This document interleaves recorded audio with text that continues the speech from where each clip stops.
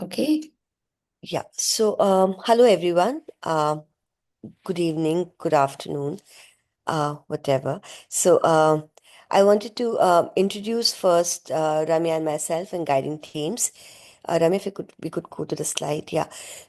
Basically, Ramya and myself have both worked in the career counseling space for almost a decade each, and we worked very closely in school setups, and we realized that parents are require much more information than they have currently, and that they require information which is unbiased and not coming from commercial sources.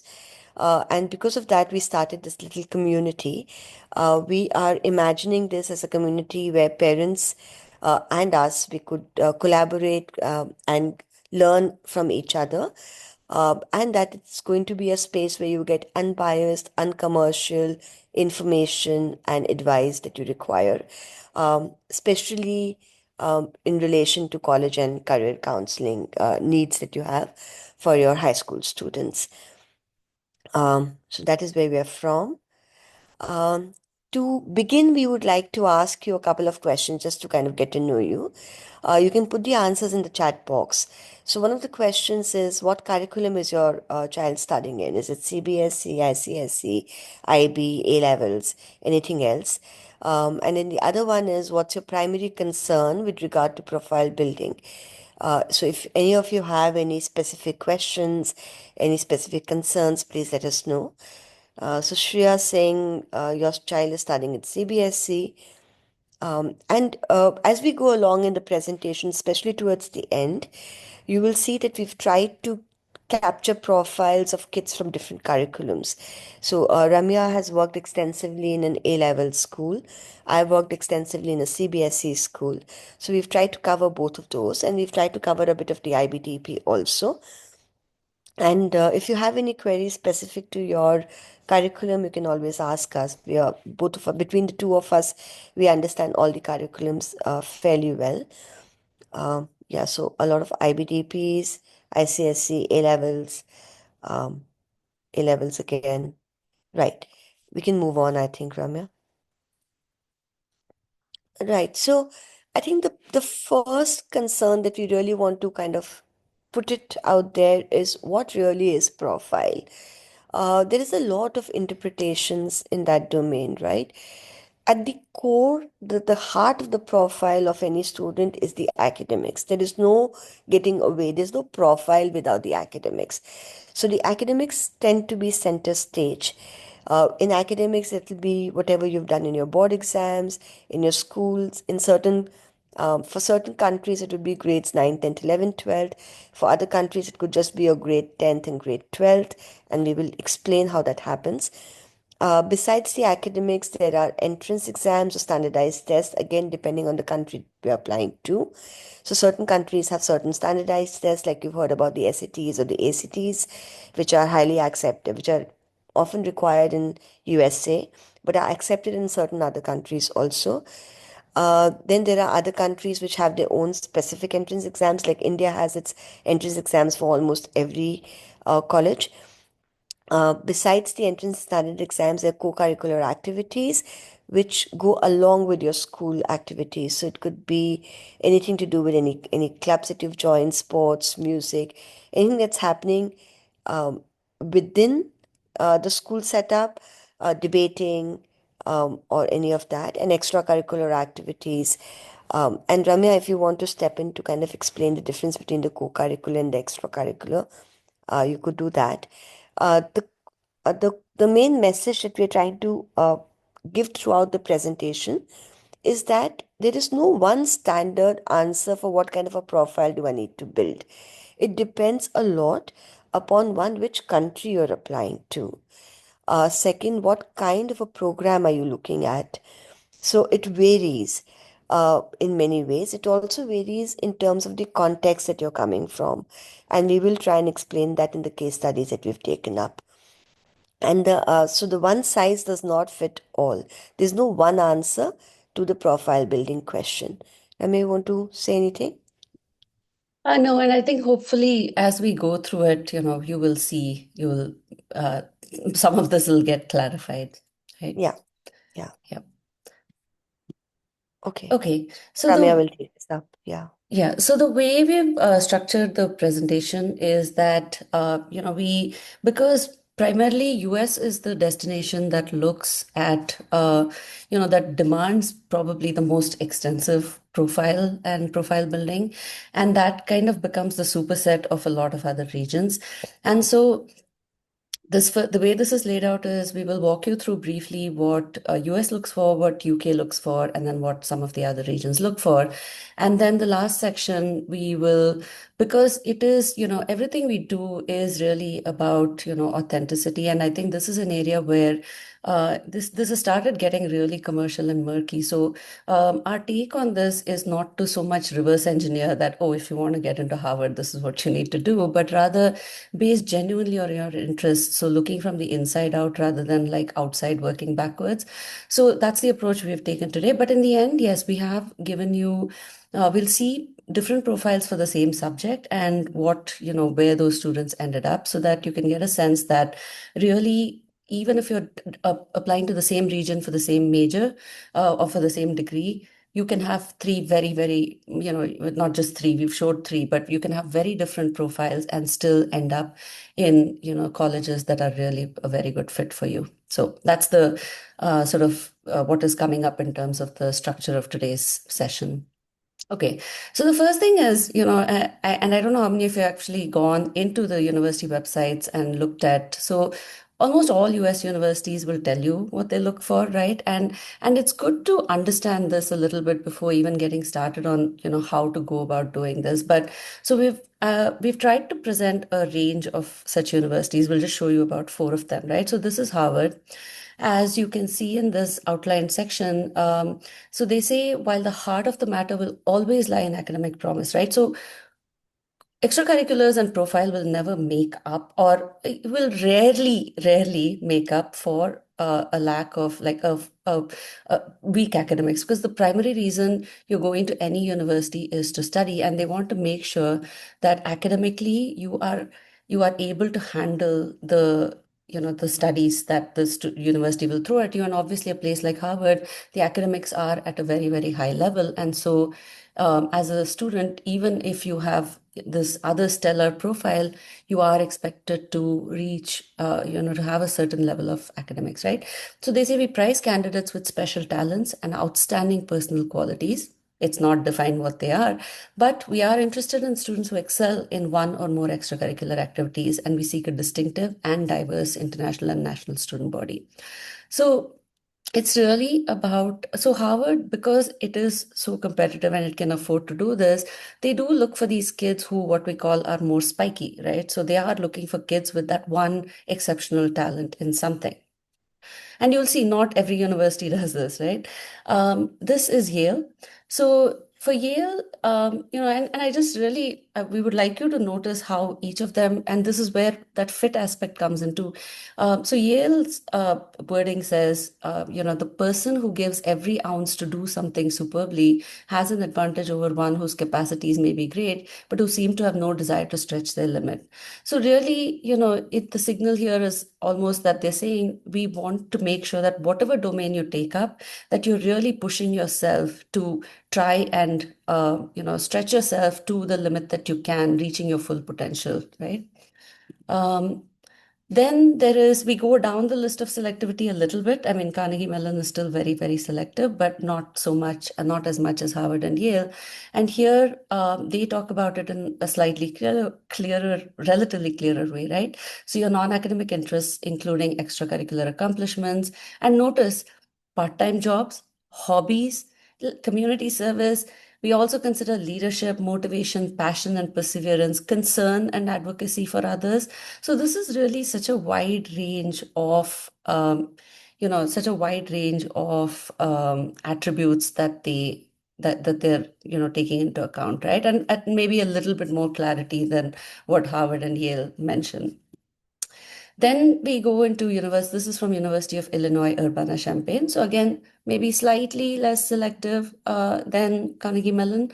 Now, the difference here is that public universities in the US often you are applying to the major, right? So UIUC definitely wants to see. So these left two boxes are general requirements, like on their general website. And for every major that you pick, that you apply to, they have a list of major specific criteria that they look at.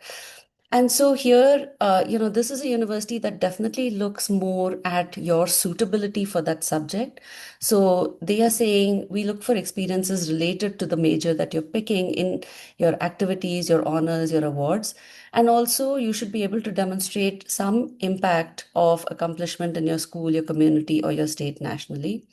And some of the activities, some of the strengths and skills that you can signal through your activities are leadership, perseverance, creativity, etc., etc., right?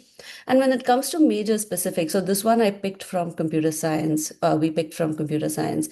And so this is, they say, obviously strong in math and science. But look at the soft skills, right? Strong teamwork and interpersonal communication skills. So, not always necessary that computer science students will tend to exhibit these behaviors because many of them just think like coding a lot and stuff. But this is something that they like. And then interest in improving society through engineering, right? Demonstrated understanding of interest in engineering in the engineering major selected. So basically, the idea of showing you these four somewhat different, and of course, these are still all selective, by the way. So I think we have one more, which is Penn State, which is definitely more of an easier school to get into, right? And they spend so much time talking about, look, the most important piece of our review is your academic record. So we look at your scores and academics, and then additional factors may include some of these things. And what we thought was lovely was also we take a hard look at many roles you serve as a student, a sibling, an athlete, a son, daughter, volunteer, or employee. So even in this wording, you can see how we went from Harvard, which is like, you need to be exceptional at this one thing, to Penn State, which is like, you know what, just be you, try your best, be good at whatever it is, and then, we will take it into consideration, right?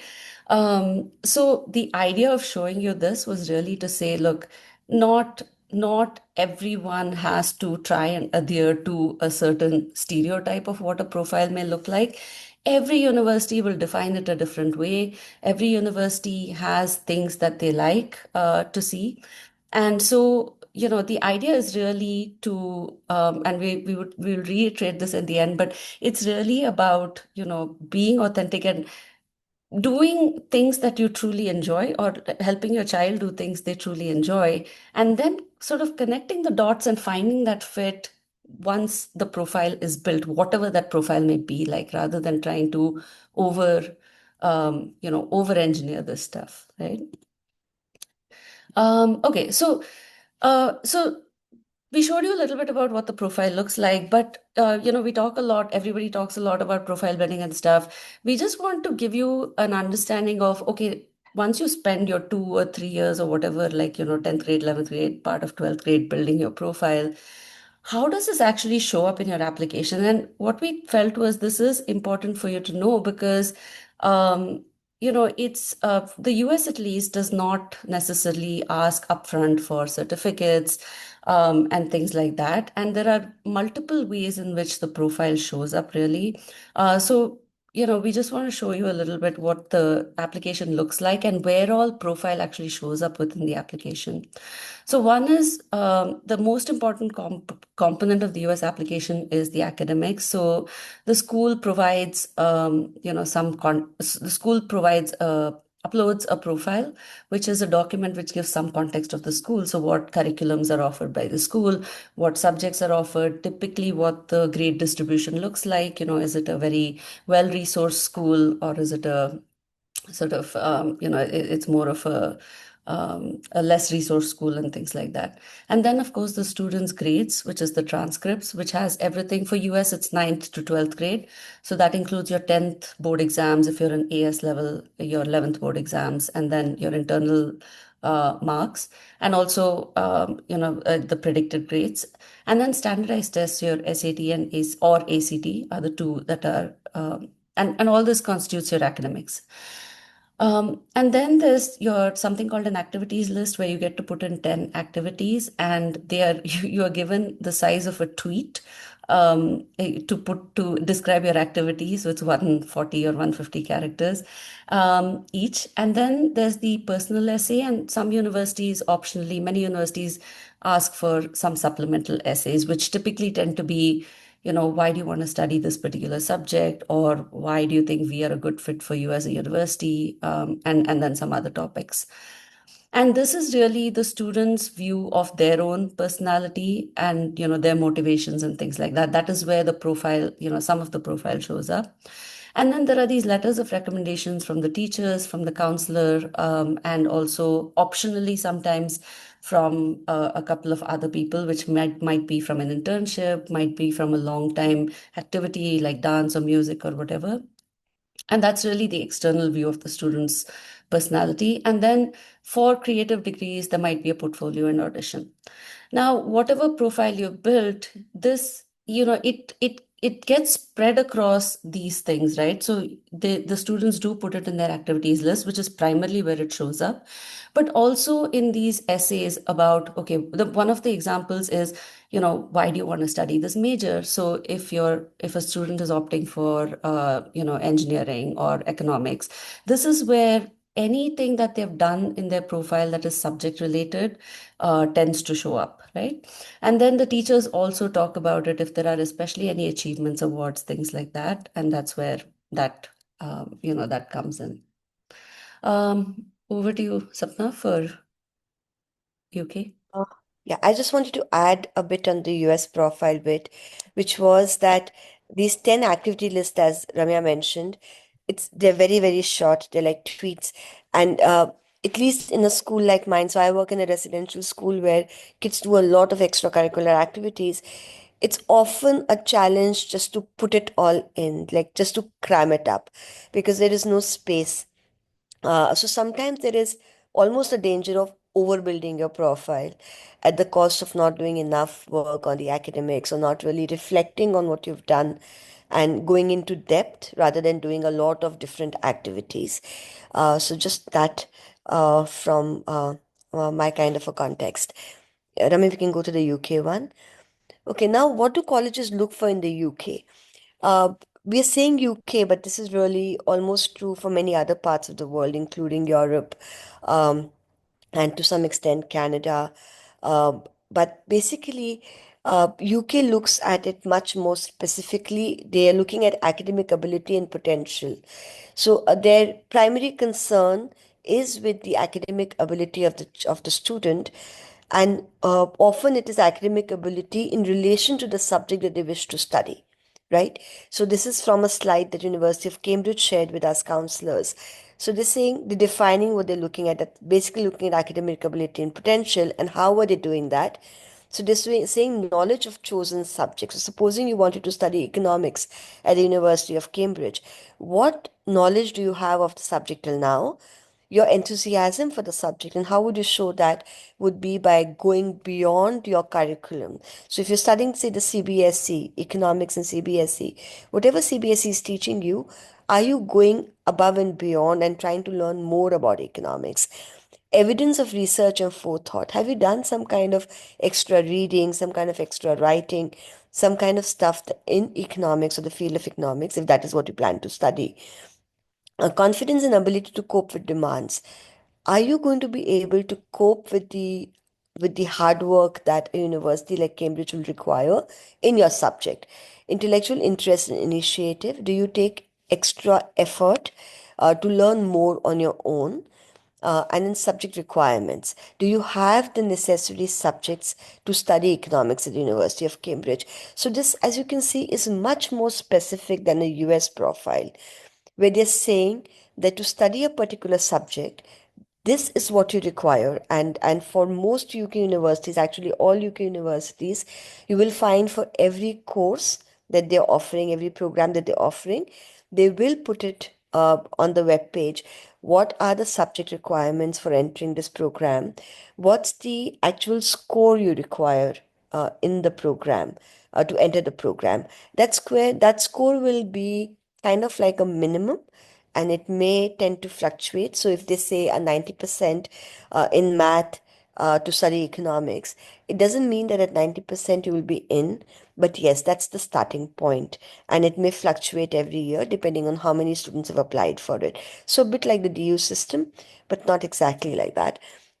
So there'll be subject requirements, and then for them, they very clearly stated the background of the student does not matter, which particular school type does not matter, and what they call irrelevant extracurricular activities, which basically means if you are, say, to study economics, since I've gone with that example, there are some extracurriculars that you can connect with economics. So you could say that I enjoy reading, and I've been reading these particular books, or I enjoy debating, and then because economics has to do with also developing your arguments in reading extensively, being aware of the world, which is also the qualities that debating requires. And so I've been working on similar qualities.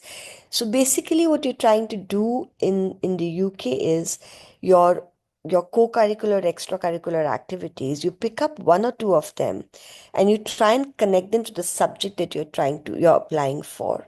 And this has to be done very quickly, and we will show you how it shows up in the profile so you'll understand that. I think we can go to the next one. So this is what they call supercurriculars. Supercurriculars basically includes anything that a student has done to enhance their subject interest beyond the compulsory school studies. So one has to take note about beyond compulsory school studies, whatever your curriculum is. If it's A levels, have you gone beyond that? If it's IB, have you gone beyond that? If it's CBSE, have you gone beyond that? Supercurricular activity helps to demonstrate subject interest, develop research skills, broaden the student's subject knowledge, show that the student can work independently and be self-motivated. Extremely clear about what they require. Uh, yeah, we can go to the next one. What a UK application looks like, it doesn't have as many components as the US application. It is a much more straightforward application. It requires your 10th board grade results and your 12th predicted grade results. In most UK universities, you don't require grade 11th results. A couple may ask you for them. Entrance test for highly selective universities. So some universities, like the University of Cambridge, University of Oxford, Imperial, they have certain exams that you need to take, and these exams could be specific to the program that you want to apply to. And then there could be technical interviews, again at the highly selective universities. But at 90% of the UK universities, you will just require the board results and the predicted grades. We can go to the next. There'll be a personal statement which is only 4,000 characters. The personal statement basically it's self-view of suitability for the degree, which basically you're answering three questions. Why do you want to study the subject? What have you done in the subject in the past to show us that you have the ability to tackle the subject? And then why do you want to study the subject? What do you want to do with it in the future? So those are the kind of three areas that you're trying to cover in that personal statement. It's very subject oriented. It is not a general essay about you. And then last is about only one reference, which is usually from a teacher from in your school, usually teaching a subject that's in relation to the subject that you want to apply it to. So if it's engineering, it would be physics or math teacher. If it's economics, it would be your economics teacher, so on and so forth. Um, and nowadays, UK has also started within the reference a short section about the school context, which again, in like in the US, just sets the tone, telling the university what kind of a school are you coming from, what kind of courses do you have access to. Portfolio and audition for the creative degrees only, which is very similar to the US, where you make a portfolio and you may have an audition for something like design, dance, theater, any of that. We can go to the next. And this is how the profile shows up, right? So if you have a technical interview, it'll show up there. If you have in the reference, it'll show up. But there is, to my mind, very little space for the profile to show up in the UK. It's mostly about your subject and supercurriculars. We can move to the next. Yeah, sorry, just to clarify, because in the UK, the profile will be mainly your subject related profile, not the Yes. irrelevant activities. Yeah. Okay. So what colleges look for in other regions? Uh, Broadly, the world divides itself into two parts. So there's a US style college application, which is US, and then certain US style colleges, which may be in other parts of the world. So there are US style colleges in Europe, and then there are US style colleges in India. So like the Ashokas and Flame and those kind of colleges. And then the rest is UK style, which is Europe, Canada, and Asia, as I mentioned earlier. In India, we can divide this into two broad sections. So there's the traditional colleges, which are only looking for basically they are all cut off and marks based or entrance exam based. And they're looking for extracurriculars. If you're applying for a specific quota, like in DU, you have the sports quota, you also have an extracurricular activity quota where you could be applying for public speaking, you could be applying for music quota, all of that. Then there are the liberal arts colleges like Ashoka Flame Kriya, which have the US style application. And then there are some new age colleges which are broader, so they're UK style. So they're looking at your marks and cutoffs, but they're also looking at super curriculars that you've done. And that would be Plaksha Shivnadar. Um, what is the holistic admission process? Say for Ashoka, we are trying to we're showing you the slide from Ashoka. So all applicants will be evaluated on the level of engagement with the academics, extracurricular activities, interest and potential within their unique journeys. So like the US, they're looking at your context and then looking at everything that you've done, your academics, extracurricular activities, and interests. They've clearly earmarked five areas: intellectual curiosity and critical thinking, academic rigor, research and writing, open minded and willingness to learn, interdisciplinary and problem solving approach, resilience, tolerance, and teamwork. So, the five areas that they're looking at, Ashoka allows you to put in fewer activities than 10, so they have even lesser space for putting in the extracurricular activities. And they have made letters of reference now. They will only ask for it if they want to ask for it. So they've made it, it's not mandatory anymore. Since this year, they've not really looked at letters of recommendation this year. So Yeah. it just shows up in your essays and it shows up in your the activities that you have Yeah, enlisted and a little bit possibly in the interviews, in because the that's where, interviews. yeah. If you clear the first round, that is. Oh, that's true. And then the NUS, so Singapore, the National University of Singapore, which says besides academic grades, other factors such as the applicant's interest, prior preparation, aptitude for the chosen undergraduate degree program can be used to admit the applicant. This approach reflects the university's commitment to considering broader qualities and experiences. So basically, they're talking about supercurriculars, and they are more UK styled, though they do like to see the SATs, in my opinion, SATs and the ACTs. Right, we can move on. Right, so Okay. back to Ramya. Yeah. So I think, since as we mentioned in the beginning, at the beginning, a lot of kids have somewhat, when you look at it, few broad categories of common interests, right? And within that, yes. And then, of course, there may be kids with very, very sort of different and very niche interests as well. But a lot of student interests that we see fall into some of these categories. So over the next few slides, we'll just give you some ideas on what to do with these existing interests, and how you can move from activities that are maybe more common to activities that are really potentially very highly differentiating for universities. So we'll just take it one by one. And apologies, we could not figure out how to do the animation for this, which would have been nicer. But okay, so the the triangle represents an increasing level of differentiation. So the bottom being some of the more common activities that most kids tend to do, and then going up these three boxes. The middle box is the medium differentiation activities, and then the topmost box is the most highly differentiated activities. So for example, if your teen is really into debate and MUN and things like that, like mine is, so one of the easiest things, sort of low hanging fruit for the student to do is, if there is a debate or MUN club or any public speaking club in school, participate in it, become a member of it, learn the skills, right? Really, like a lot of the throughout the next few slides for any activity, really, the bottom rung tends to be the starting point, because it's where students gain skills in that activity.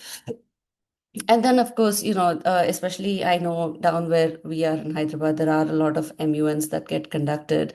And so, attending inter-school competitions and local MUNs, typically there is, in some schools, yes, there's a selection process to that as well. So it might not be as easy as, even though it might not be a highly differentiated activity, it can get pretty competitive just getting on the school team to represent, to go to these inter-school competitions as well. So that may be something that moves between boxes depending on how selective it is in the school.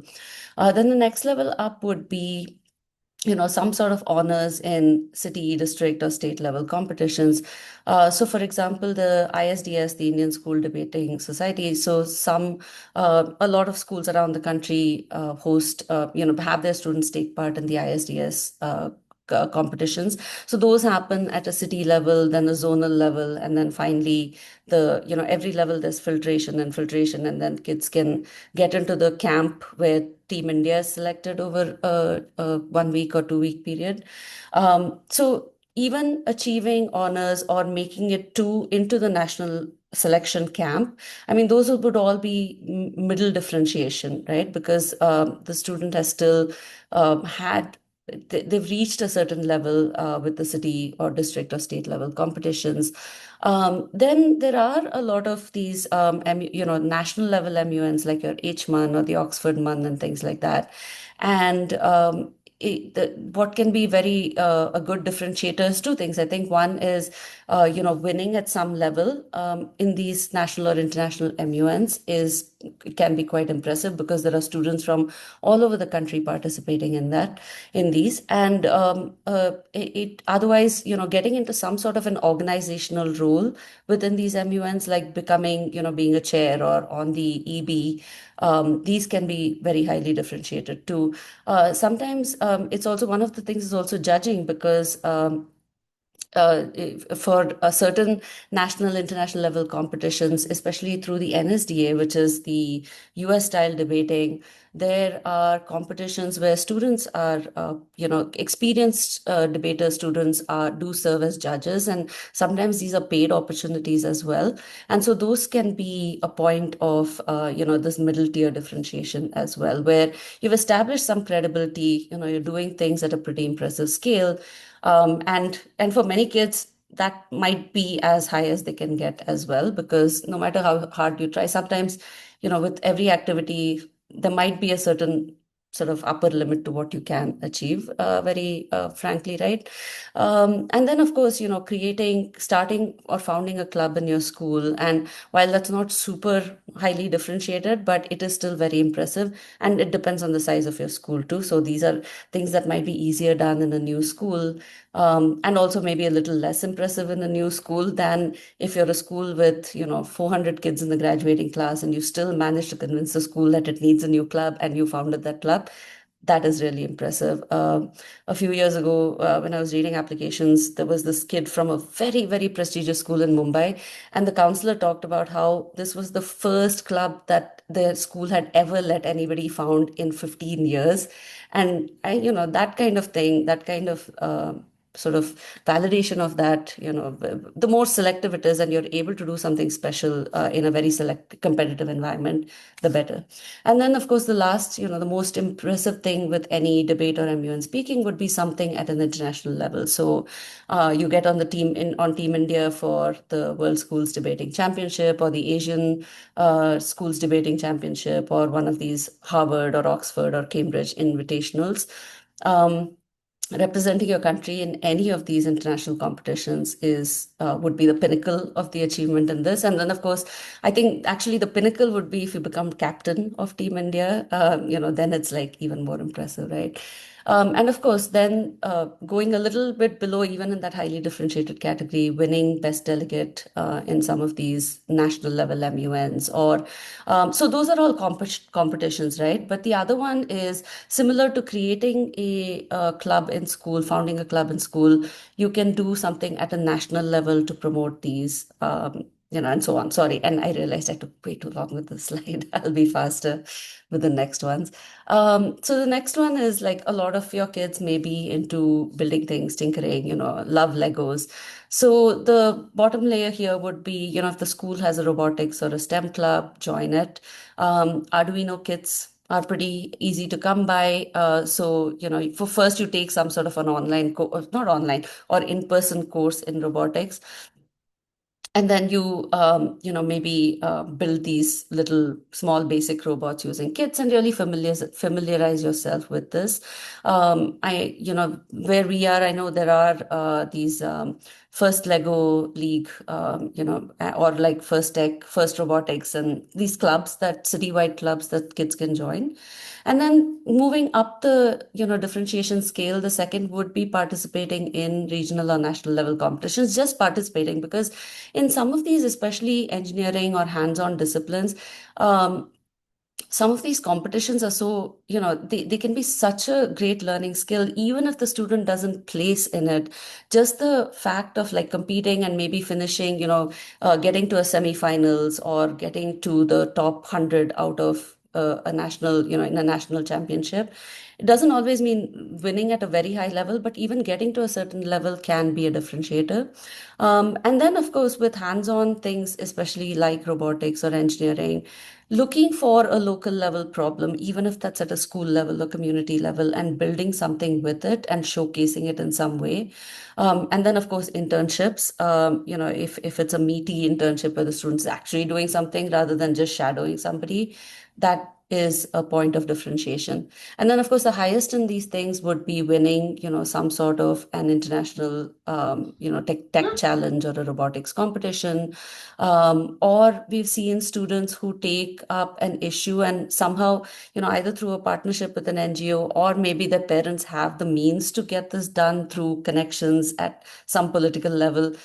Kids are really able to, create these solutions and impact hundreds or maybe even thousands of people, or multiple localities, and then they get, some of them win awards at a national level for this. Finding a patent, so you build an original product, and there are some in our summer fairs list, there is a university that actually has these patent filing or like patent summer schools, so worth taking a look at. And then there's this Iris National Fair that eventually rolls up to the Intel Science Fair, if you guys have heard of it. And the, honors in something like that would be a very, very high point of differentiation. Sorry, I'm just going to run through these. Reading, writing, research. A lot of kids do like reading, though it's a dwindling skill. But even reading can be, reading or writing can be an excellent extracurricular, right, and interest. And so at the basic level, I think just encouraging your children to read beyond young adult novels, which seems to be the really like the only thing they all seem to want to read these days. Getting published in the school magazine, most of your schools probably have a school magazine. And then also create, getting the skills, right? Completing some sort of a workshop or a course on creative writing. The next level would be sort of entering these regional level competitions and or writing for somehow getting published or writing for these big platforms. Like maybe you get something published in the print or even one of the newspapers, local newspapers, and things like that. And if it's more academic writing that your child is interested in, then writing one or more research papers, and that can be either finding a mentor on your own, university professor or so on, or doing it through one of these pay-to-play kind of research companies, right? That pair you up with somebody that can mentor you. And then there are these pretty competitive international level writing competitions. So the Queen's Commonwealth essay is more of a general essay competition. John Locke is a more academic essay competition. Then there are others like the Bennington Creative Writing Essay competition, and many others actually. That winning that those would be, because often with some of these like QCEC, if you win, if you're in the top two, then you actually get to go to London and like meet the royal family and stuff like that. It's a really fantastic thing. And then publishing research in a very selective international journal or presenting at like an IEEE conference, that does happen, and it's so rare, and that's why it's so highly differentiating as well. Or getting published in international magazines, or or actually getting publishing a book in through a legitimate publisher, right? I mean, self-publishing, a lot of people are able to do so. It's more when we say publishing a book, publishing through an actual legitimate publisher. Um, Community service, again, many kids probably do these one-off things like, oh, this summer I went and volunteered at an orphanage. Great, but I think the biggest thing, and I won't go through each level in this, but the idea is two things with community service. One is longevity, right? You have to show that commitment over a period of at least a year, if not multiple years. And the second is impact. So the more impact you can make, whether that is impact in terms of number of people impacted, or just the depth of impact, even with a handful of people. I think, that is what you're really aiming for. And I think it starts with longevity, because the more you work in a specific area, the more it is that you will gain the skills, and you'll also be able to notice more problems that you can then create solutions towards. If you only do these one-off things in, every summer doing something different, to Sapna's earlier point, you're not going to be able to make any significant impact with it. Um, And then entrepreneurship, and this is something some kids just naturally love this stuff, or the idea of starting something or making money. So at the basic level, just getting some skills on what entrepreneurship is, and, some basic understanding of the sort of sales and marketing, how these things work, through these online courses or offline courses. Participating in school activities. So some schools do have business or commerce clubs. So participating in those. And then kids will often do, as part of their annual festivals or whatever, Diwali Mela and stuff, you sell of something, or you do like a lemonade stand in your community. I mean, these are pretty small things, not to be discounted, because they are a starting point for these entrepreneurial ventures, right? The next level would be participating. So in India, also national level, you have the Indus Entrepreneurs, the TIE competitions. International level, the Wharton Investment Challenge, for example, runs a good 6 months, and multiple levels. And I've had so many kids who participated in it but never got to a finals level. But we still write about it in the activities list, because this multi-month challenge teaches them so much about investing, about finance, about economics. And so um, it's really something that was powerful, even by just participating in it. And of course, if you can win it, or if you can get into the finals, that becomes the next box and a high level of differentiator. And then, yeah, starting any sort of business venture at a somewhat serious level, right? And I think if you are able to, that business venture, starting it itself, is a good point of differentiation. But then I think one of the most impressive things I read when I was reading applications is some kid actually sold their company to one of these big firms, and actually, like, like, their listed links to the articles that talked about the sales, and they made a lot of money on it, enough to cover their college expenses, I guess. But and that then you're in that, category of, okay, this is really wow, right? So yeah, I hope that gives some of an idea. Over to you, Sapna, for sports and creative. I'm sorry, I got caught up in the architect question, and you'll see I'm writing a lot there. So, uh, yeah, I'll Oh, thank you complete so that much. I later. wasn't paying attention to the I'll chat complete that box. later. Okay, so I will cover the bit on sports. I also want to kind of, and I'll kind of explain. Uh, I think the school context and the context that you come from is very, very important in profile building, right? So, for and we will explain this in the profile section, but basically, I come from a school in which sports are a big thing. Like, the kids play a lot of sport. So if I'm covering, say, sports, the different levels, and I've tried to go with examples. So participate in inter-house competitions at the lowest level, example, house swimming team or whatever, being the captain of a school team in a particular sport, leading the team to victory, training the team, reading. And I've tried to do leadership in the sport, doing practicing the sport, and then other activities related to sport. So it's not necessary you are the sports person. Maybe you like to read sports biographies, you have passion for sports data, you have sporadic instances of engaging with less resourced schools or children in your sports. Example, providing football equipment to a village school, if football is of interest to you. On the higher level, you would go at participating at the state or the national level in a sport, captaining the state team, or being the sports captain of your school if sports is a big thing. And then there has to be demonstrated impact. So it's not enough to say I'm the sports captain of my school. That would be, I think, at the lower level.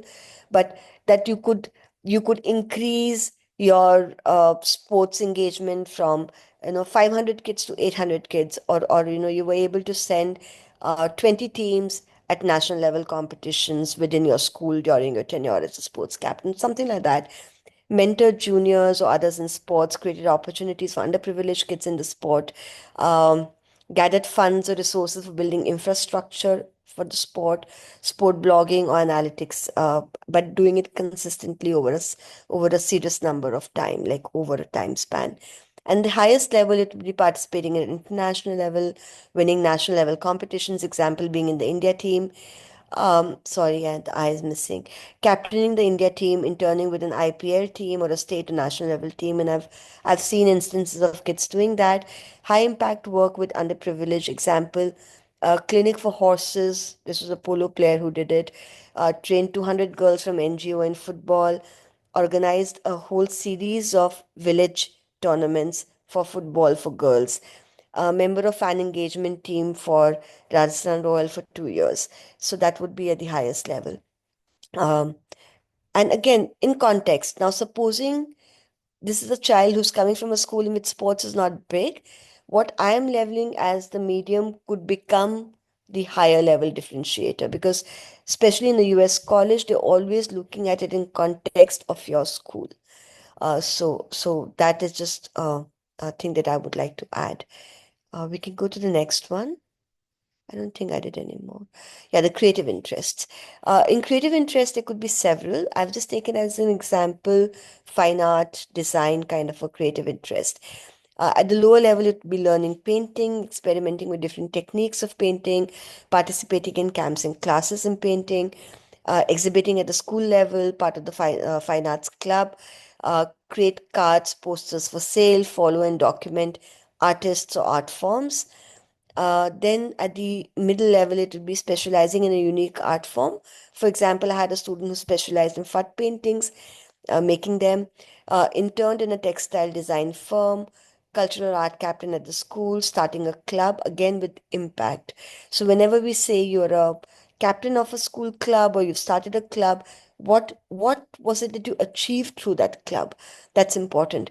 Collaborated with artists and created a website for selling art, started art therapy, um, in a boarding school to cope with homesickness. It could be to cope with anything. This is an example, but so using art for therapeutic purposes or any other way, not just art. Then at the highest level, I would say recognized nationally or internationally for an art form. Shadowed an artist, lived and traveled with other artists. This is something that one of my students did, observing and learning their art, demonstrated impact. Uh, Connected weavers with design students, creating new products with better salability, published a book on an art form, or photographed and cataloged 500 varieties of birds in Rajasthan. Again, something that one of my students did. So, as you can see, it doesn't need to be only that your skill at a particular art is there or it's getting better. It could also be an interest in an art form. And you may not be really practicing that art form, but you could be doing other activities around that art form. It could be community engagement, it could be research and writing initiatives. So there are many ways of tying it up. And you could do this with music, you could do this with dance, with theater, with literally anything that you're interested in. We can go to the next. I Um, think, Sapna, in the interest of time, should we just go into the case studies? let's do that. Or we can Let's do just show, this yeah, you this can, one yeah, do thing. this quickly. Yeah. Yeah. So basically, I think what both Ramya and me want to really say is that when we are not forcing profile building, this is how it'll look like. In grade 8 and 9, a child could be engaged in 4 or 5 activities, right? And then as they go along, they would pick up 1 or 2 activities which truly interest them and motivate them and dig deeper into them. And then maybe as they proceed further, maybe dig deeper into just one of those activities. So it becomes more like a T-shaped um, profile in activities. Go to the next. Should we leave this? Yeah, this is just an example, Yeah. but you guys can, if you want, screenshot it. So out of the four activities, the child picks two. And similar to going up that pyramid, those pyramids we talked about, going deeper is actually moving up the pyramid, right? Yeah. Okay, so what we wanted to show you was, like we said, in for the same, so we picked like two subjects, and of course, we could have done more, and happy to do another session on this if needed. But so here's a case study from computer science, right? So we have three students. These all three were, sort of kids we worked with, and so these three kids, if you look at the offers, they got into very different kinds of universities, right? So this goes from sort of student A with the highly selective university to student C with the least selective university. So for the same subject. So for computer science, for example, the student who got into Cornell had three like really highly differentiated activities, right? So he was a Rice Global. So academics wise also, so student A and B have almost near perfect academics. So, 5 A stars in A levels is like really extremely impressive. And this is, somewhere it's also not it's not everyone's, like, no matter how hard you push or you work, there's only so much. Like, this is a kid for whom actually academics came really, really easy. So he was just able to take all this in his stride, no matter, how intense the academics got. He had a 1590 in the SAT, but three very differentiated extracurriculars, right? So there was this Rice Global Fellowship, which has now been discontinued, unfortunately, where it was, the a 1 out of 1,000 selectivity rate, right? And then on the Khan Academy Schoolhouse, which is a peer-to-peer tutoring platform, he was on the all-time leaderboard in the top three, which seriously requires just a ton of time invested in it, and also being really good at the subjects, because you have to get certified quite a lot, and then you have to put in a lot of hours teaching, and you have to get rated by the people that you're teaching. And back then, IIT Madras used to run this really selective 6-week free program, and there were only 35 kids selected across India, and he was one of them. And so, really, three very, very selective things. And then the somewhat differentiated things, he had some leadership at the school level. He ran this half marathon, and I think at 14, he was the youngest. Please, not something, you should aim to replicate. I personally find it like a little scary that a 14-year-old is running a half marathon, but that's something he did out of his interest and his parents' interest. And then, created a maker team for the school and actually went to some regional competition and placed in the top five. And then, of course, coding, a lot of like courses on coding and things like that. And then if you look at student B, similarly, perfect academics, right? 42 on 42 predicted, 36 on 36 in the ACT. But in terms of very differentiated extracurriculars, while these were very strong extracurriculars, because he did do a very, very good 6 month long research project under a professor, and it was not a pay to play project, right? It was a really sort of interesting and very organically done one. But, still not enough to sort of. The thing with any competition at an international level is it just so clearly and objectively puts you head and shoulders above the rest, right? And that's the thing. Like with some of these other extracurriculars, that differentiation is not fully evident. So then while the student got into, Purdue and UC Davis, it he did not make it into some of the more selective ones that he applied for, like Duke and U Chicago and things like that, even though he had interned with a professor at U Chicago.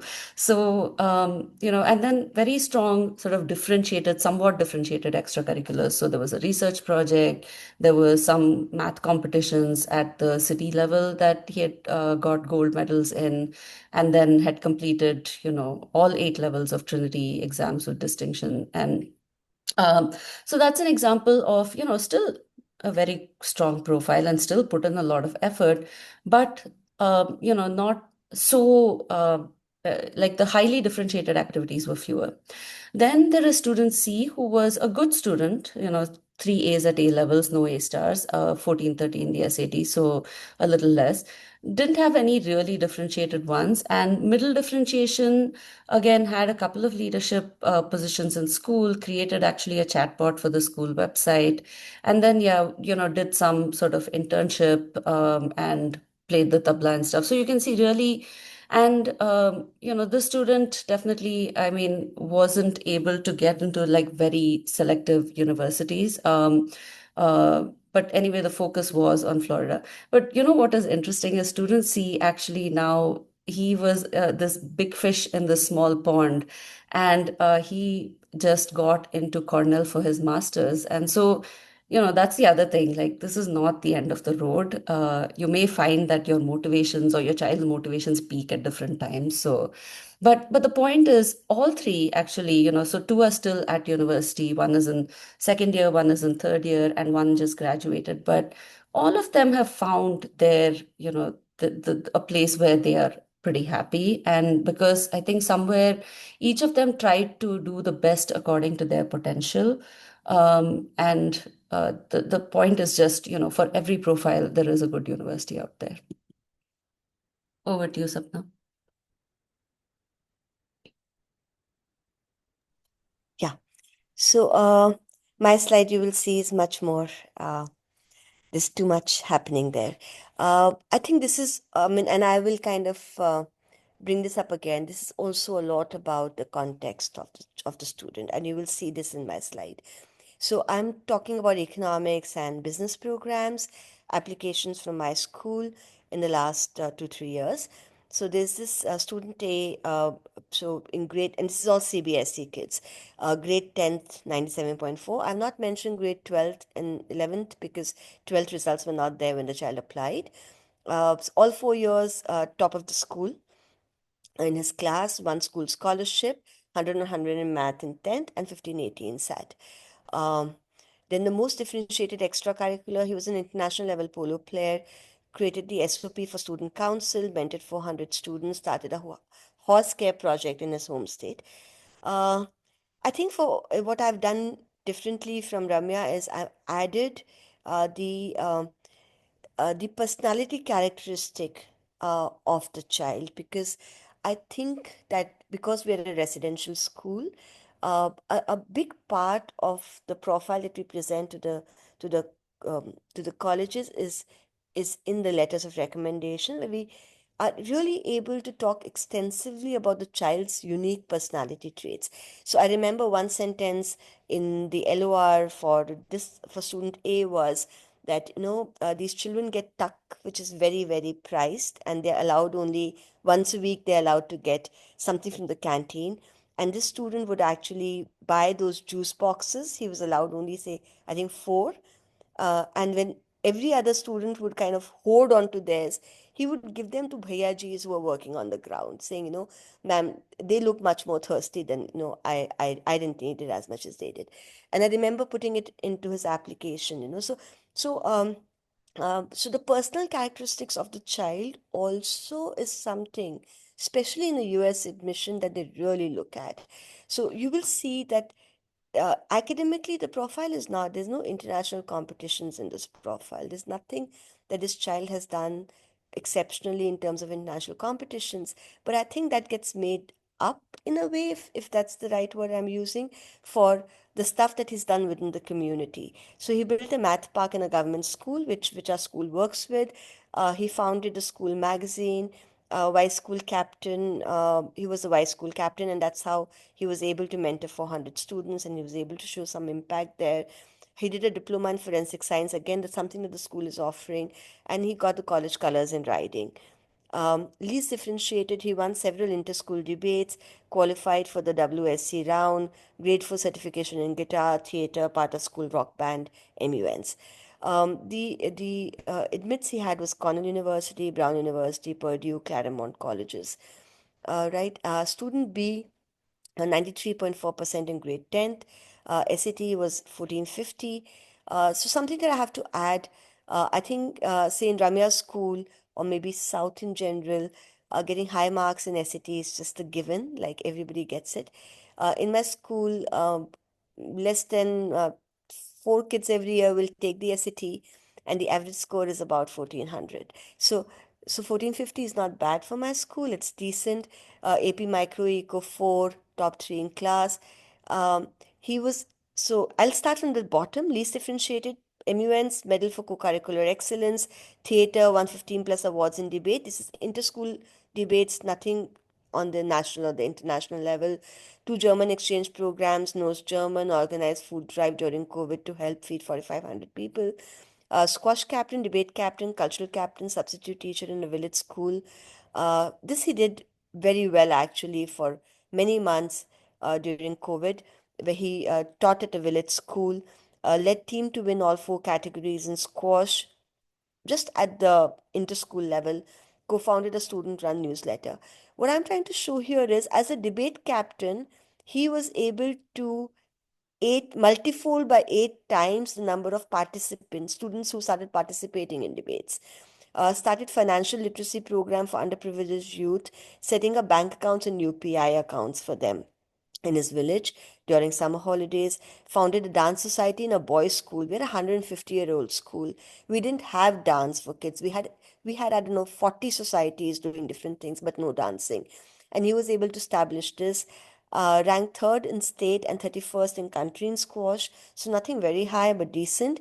What we really profiled in his LOR was that he was a doer. So when the first time he came up on the stage for debating in grade 9th, he came up on the stage and he kept quiet for the entire 2 minutes and went back.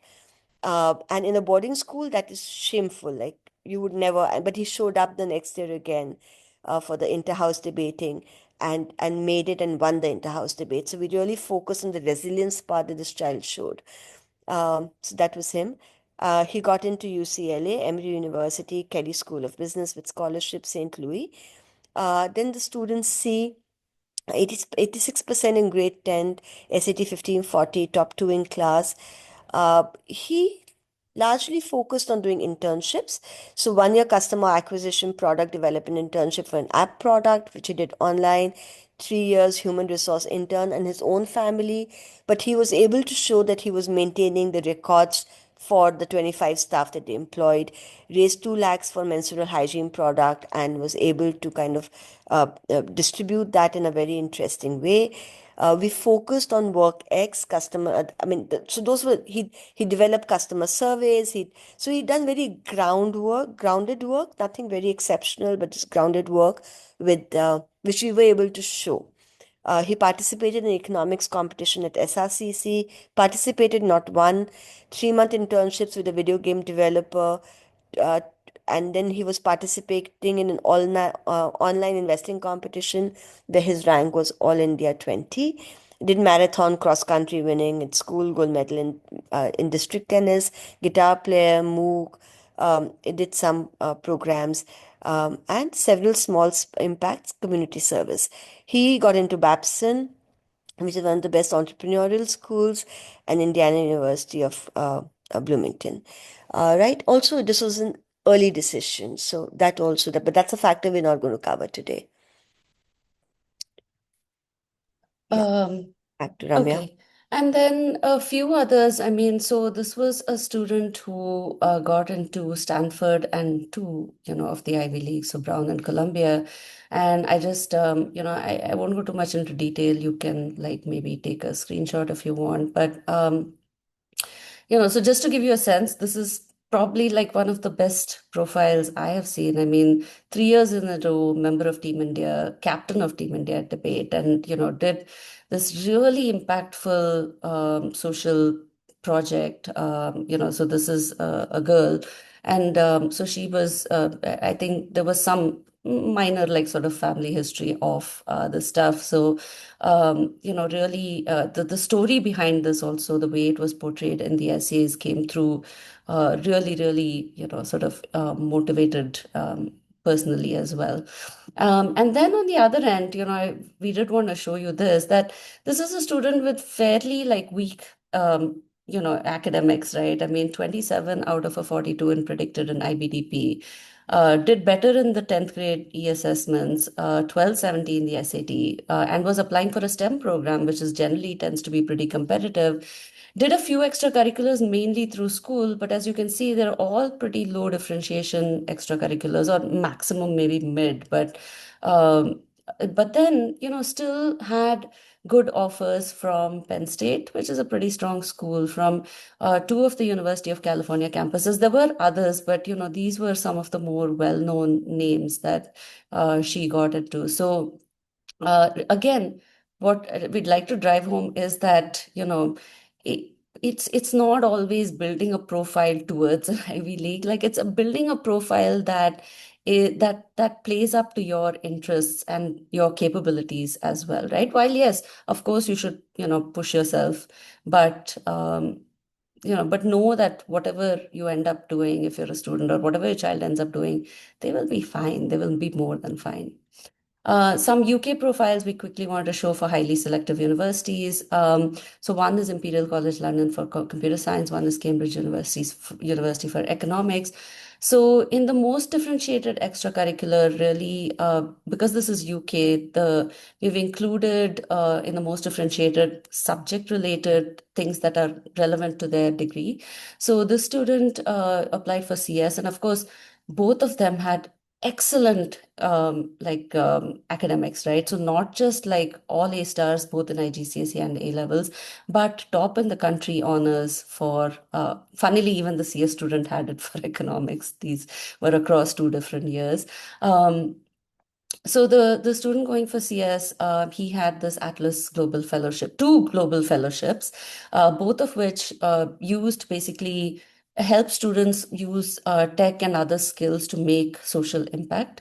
So it's a practical application of tech, and then this rural analytics project, which was basically working with a proper institute, and then an internship with the government agency on this data initiative that Telangana is coming, doing, focusing on rural areas. So very CS, very coding, and also math related. And then two research papers, one of which was got published and one was, peer reviewed. And funnily, even though the student had this amazing, was on Team India for 3 years in a row, different kid, not the Stanford one, but for him, for the UK, it didn't matter so much for CS, right? And then economics, again, student was a South Zone winner as well as All India fourth rank in the Economics Olympiad, top five finish in a national level entrepreneurship boot camp, research projects, the water investment competition. So these were some UK profiles. And what we really want to leave you with is really, do what interests you and know that, whatever you end up doing, um, you will be fine. So with that, we have a few minutes for questions. I'm going to go off camera, but I will be around. So please, feel free to unmute or put it in the chat box.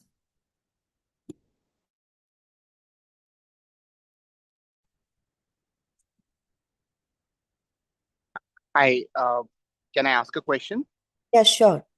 Go ahead. Yeah, thanks. Uh, but I think thanks a lot, Ramya and Sapna, for walking us through the detailed deck on what profile really means in different countries.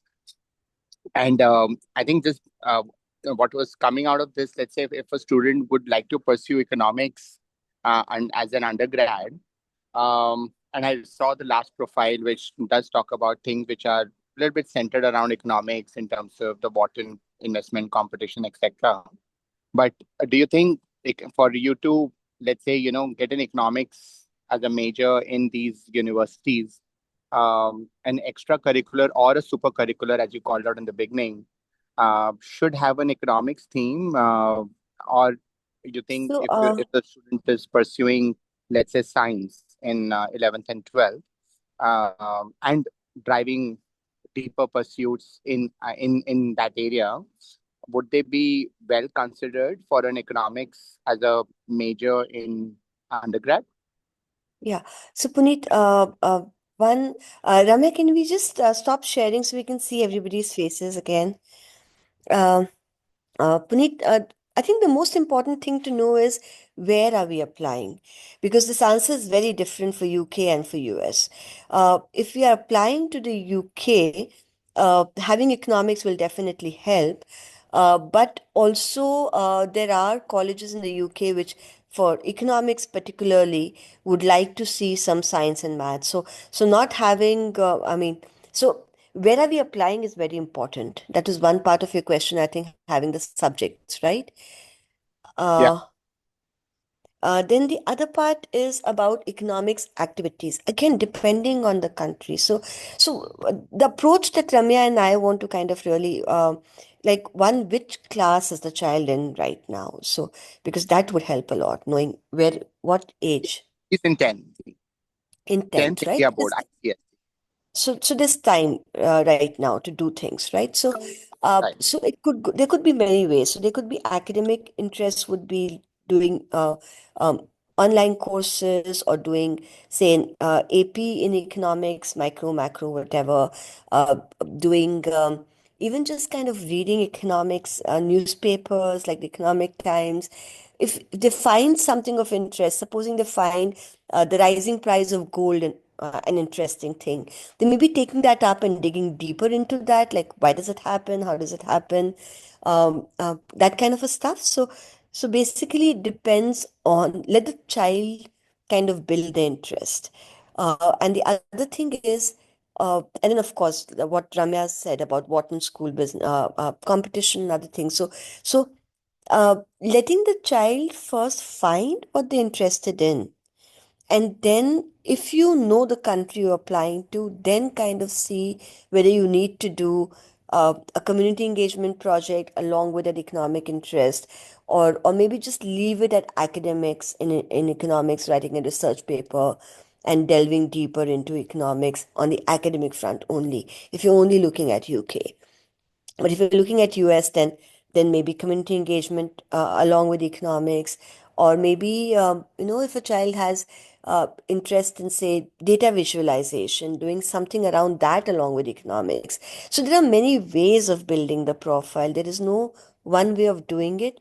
And you can allow your child's interest. There are kids I've seen who've done rap songs in economics and recorded those songs, so there is literally no limit to the creativity that you can do in profile building, especially in the US front, and letting your child's core interests drive that in the subject.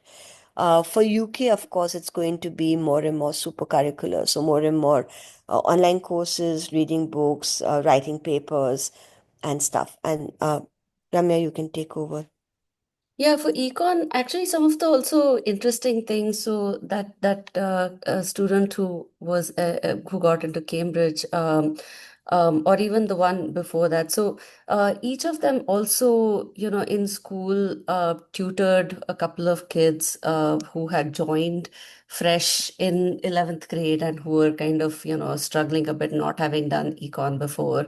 And then there was there's of course internships too. So kids either pursue policy internships or more of the finance kind of internships for those who are interested in econ. And then, yeah, there's like competitions like Sapna There could mentioned. be essay writing. Exactly, There could yeah. be So essay there writing. is, yeah, so like this, it really depends on what the secondary interest is too. But yeah, research tends to be a popular one, internships, competitions, writing, teaching, um, so those kind of things. If you have Um, the contacts, a yeah, think tank kind of a shadowing or internship would work very well. yeah. Got Oh, it. sorry. Got And also it. for econ, because math is, economics The is most so math important. heavy. I think math related extracurriculars are great too. So, um, Yeah. Absolutely, yeah. okay, somebody wants to know about, so Akshobha, about physics competitions available. And I think Akshobha is a student, right? I think she had mentioned, oh, sorry, actually, I don't know, she or he, hard to say. Yeah. We have a list for the competitions, and we can share that on the group, on the WhatsApp group. There's a list of physics competitions and math competitions. Ramya, you want to mention a couple right now? For math, I mean, there's the Olympiads. For physics, I think there are, So there is the if you go, science Olympiads as well, right? yeah. Um, And also, if you go to Individual, the Raising a Mathematician website, they have a very long and well yeah. curated list of all the competitions in science and math available in the country and internationally. So you could Yeah. just go through that. Yeah, I think we Um, can also try it. I mean, not try, we we'll, do we'll have our share that own list. compilations. Yeah, We will clean it up and put it share up that on the list. website at some point Yeah. in the next. Mm, Okay. yeah. Well, in the Um, interest of for time, economics, we've also had a child work with microfinance. So oh it's yeah, fairly easy true. to find NGOs who work in the microfinance field. Correct. And, having a child work in microfinance is a very interesting way to do economics. Yeah. Um, yeah. Thank you again for joining. I hope everybody on this group is in our WhatsApp group.